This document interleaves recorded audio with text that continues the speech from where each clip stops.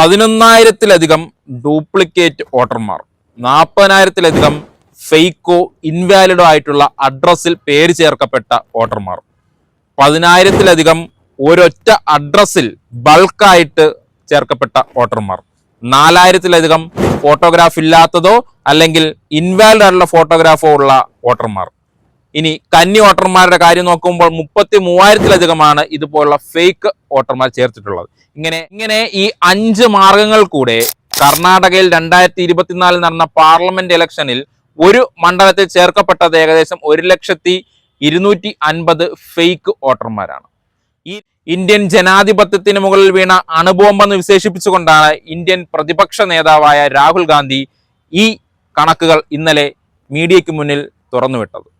ഇന്ത്യയൊട്ടാകെ ഞെട്ടിയ ഈ കണക്കുകൾ ഇന്ത്യൻ ജനാധിപത്യത്തിനെ വെല്ലുവിളിക്കുന്ന രീതിക്കാണ് മുന്നോട്ട് പോകുന്നത്.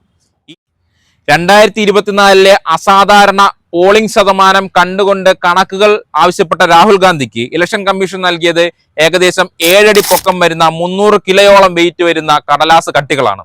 എന്നാൽ അവർ വിചാരിച്ചിരുന്നില്ല 6 മാസത്തോളം സമയമെടുത്ത് ഇദ്ദേഹത്തിന്റെ കൂട്ടാളികളും ഇതിനെപ്പറ്റിയുള്ള രേഖകൾ പഠിച്ച് ഇത്തരം കണക്കുകൾ പുറത്തുവിടുമെന്ന്.